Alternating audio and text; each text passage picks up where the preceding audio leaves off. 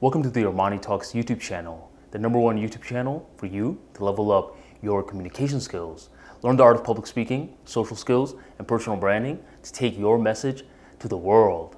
For today's episode, we are going to be talking about body meditations. So a few months back, I released a video called Meditation for Dummies. And in that video, I talked about breathing meditations.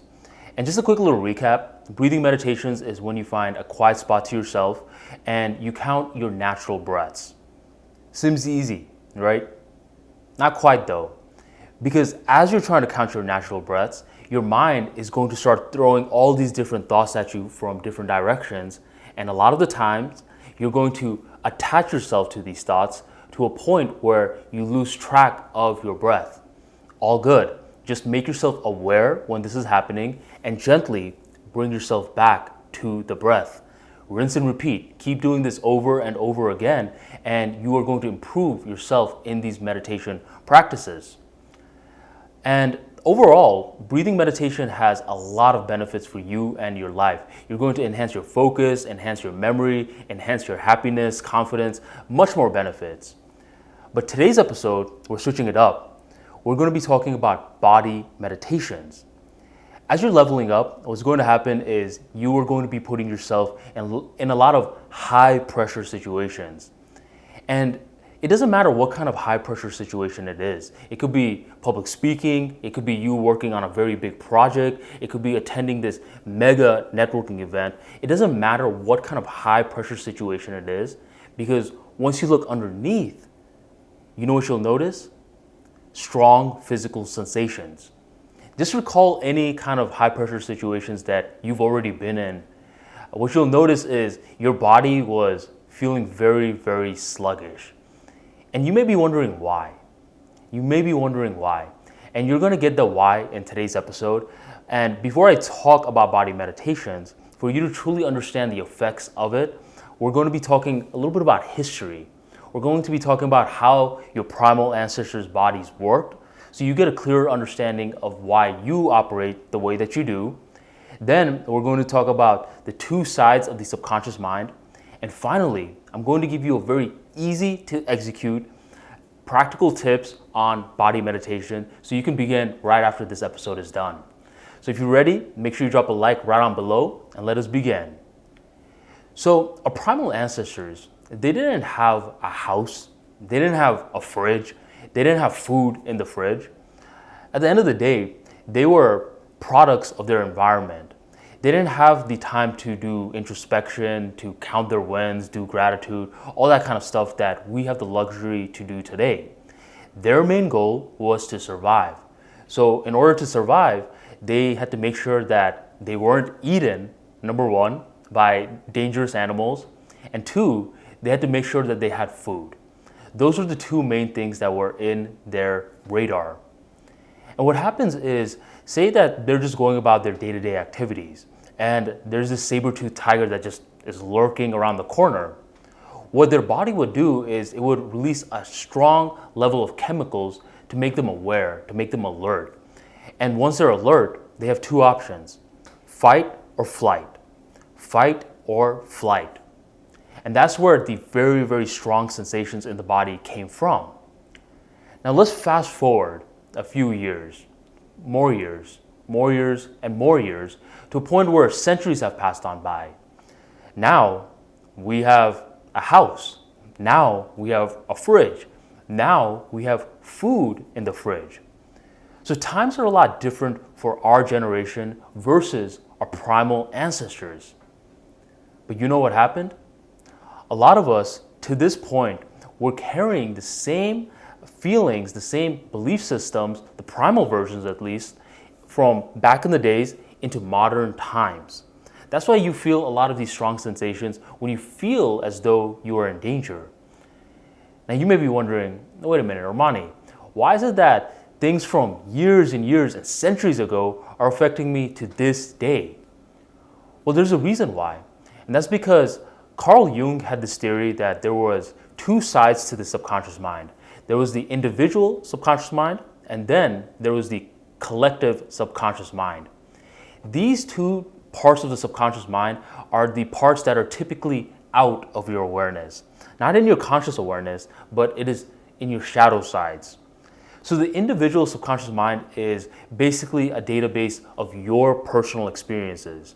Everything that you have been through in your life, the interactions that you had, your household, the sports that you participated in, that is part of the individual subconscious mind. But underneath that is the collective subconscious mind, which is something humans all share in common. And you can tell that there's certain things that we all share in common. All humans can laugh. All humans feel scared. All humans can feel hungry. These are certain core parts that everyone has in connection with one another. And these parts of the collective subconscious mind was passed from years and years and years and years leading up to this particular point. So what you'll start to realize is that your strong emotions, it's a part of you. And one of the worst things that you can do is try to be like, Armani, how do I eliminate it? Because last time I checked, it's very hard to eliminate something that's been programmed for centuries. So rather than try to eliminate it, what you need to do is you need to understand it. And once you start understanding it, that's when you're able to control it. Because you can't control what you don't understand. That's like me telling you to drive a car when you don't know how to drive a car. You don't know what the steering wheel is, you don't know what the accelerator is, you don't know what the brakes is. But once you understand those components, what you'll start to realize is, all right, okay, now I understand the different elements to it. Next, I can see what I have to do. Now I can move the car forward, keep it stop or rear, etc. You can now learn to control it. It's the same with your body. And that's where body meditations comes in. Body meditation, it's not that difficult. It's not that difficult at all. But before you learn how to do it, you have to learn when to do it. When to do it? Yep, when to do it. So I want you to look outside when it's the daytime. And what will you see? You will see a blue sky with clouds. And the clouds are coming and going. But the blue sky, it stays the same. It's not moving around. That's the same way that your body works. At the core level, I don't care how anxious or scared or depressed that you are, at the core level, you are a calm creature. You are the blue sky. And the clouds are just coming and going. And that's your emotions. Certain times the clouds are positive, you feel happy. Certain times the clouds are negative, you feel anxious. But regardless, the clouds are coming and going, but at the end of the day, you are a calm creature. For you to get the most out of body meditations, what you have to do is you need to spot the clouds that are negative. And trust me, as you're leading up to your speech or leading up to your high pressure moment, you are going to have a lot of the dark clouds being thrown at you left and right. And you'll know when this is happening when your heart is beating fast out of nowhere, when your mouth is feeling dry, your lips are feeling chapped, you're just feeling tired. Those are the dark clouds being thrown at you. Once you make yourself aware, wait, this is what Armani was talking about. This is the dark cloud. You need to find a place by yourself and you need to begin body meditations. And body meditations is just you tuning into your body. It's you tuning into the physical sensations that your collective subconscious mind is throwing at you. And what you'll notice is that it's just physical sensations. It's not a narrative. It's not the end of the world. It is just physical sensations. When you're feeling speech anxiety, just sit down and look out for certain patterns and just observe the situation for what it is. You'll sometimes feel sensations right here. You'll sometimes feel sensations on your legs, sometimes behind your neck, just random areas. And the more that you can observe without any form of judgment, just observe, the more that you are detaching yourself from the clouds and back to the blue sky. That's your goal. That's your goal. Because what you'll start to realize is that giving a speech is not the same as getting chased by a tiger. It's not the same. But your collective subconscious mind thinks it's the same because it's operating with old information. It's up to you to understand your current self so you can see how you want to control your next few steps. A speech, it's only what, 8 to 10 minutes typically? It's not going to kill you. And more often than not, even if you do the worst that you can possibly imagine, what's going to happen is, at worst, most people are just going to have a few chuckles, and then they're going to go back to their own day, their own life, their own problems, their bills, etc.